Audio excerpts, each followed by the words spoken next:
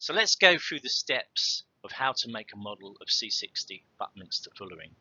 Actually, it's got lots of names. Sometimes it's called soccer ballerene, sometimes it's called fullerene 60, sometimes a buckyball.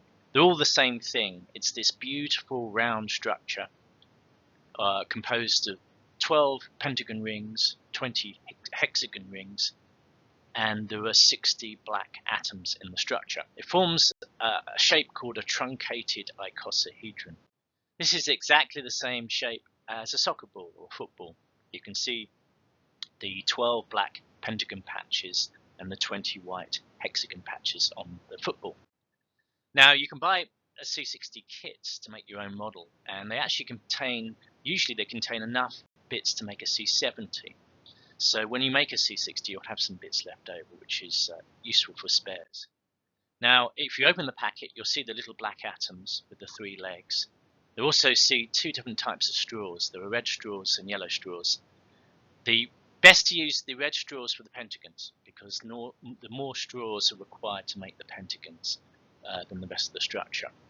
So you break up the red straws and you start to join them up with the black atoms. And if you take 5 red straws and 5 atoms, when you put the 5th atom in, because of the angle of the atoms, they're 120 degrees, they want to form a hexagon. So when you put the 5th atom in, you have to sort of bend the structure to form the 5 sides of the pentagon. So here we've got 5 atoms and 5 red straws. We don't need to make hexagons, okay? So we don't want to make any 6-sided hexagons deliberately. You may think the structure's got 20 hexagons, you need to make the hexagons, but the hexagons will come out of the way that you put the pentagons together. So you don't actually have to formally make the hexagons. All you need to do is make a pile of the 12 pentagons. So each pentagon, of course, has got 5 atoms, and there's 12 of them, so 12 times 5 is 60. So you've used up all the atoms you need just in making the pentagons, and you can put all the other black atoms aside. Once you made your pentagons, you start to join them up with the yellow straws. So literally you have pentagon, yellow straw, pentagon.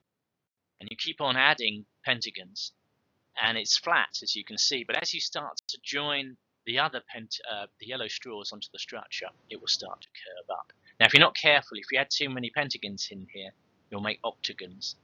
So if you do make an octagon, take out one of the pentagons and one of the yellow straws, and the remaining yellow straw you just bend round, and the thing will start to curve up. So as you add 2 more yellow straws into this, it curves into half of the buckyball structure. So one way of making the C60 is to make another one of these and just join the 2 together. And if you join it in the right place, it will start to zip up. If you join it in the wrong place, you'll get an octagon. So you know you've gone wrong, and you just have to take that apart carefully and join it up in a different place. So you start to zip the thing up, and then you've got your final straw to go in, and you've got this lovely model of Buckminsterfullerene. You can see the red straws here in the pentagons, and all the yellow straws lie between pentagons. In this particular model, it's rather nice because the red pentagons represent single bonds, and the red straws represent single bonds, and the yellow straws represent double bonds. So we can satisfy the valency of carbon in this beautifully symmetrical structure. So Buckminsterfullerene has 12 pentagons, 20 hexagons, 60 atoms, 60 red straws in the pentagons, and 30 red straws between the pentagons.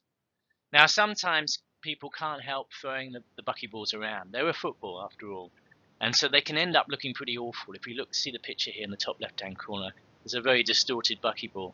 I discovered if you take these apart and put them in a mug and pour some boiling water on them, leave it for 10 minutes, the straws will ping back into shape, and then if you dry them out, you can make a lovely new perfect model of Buckminsterfullerene.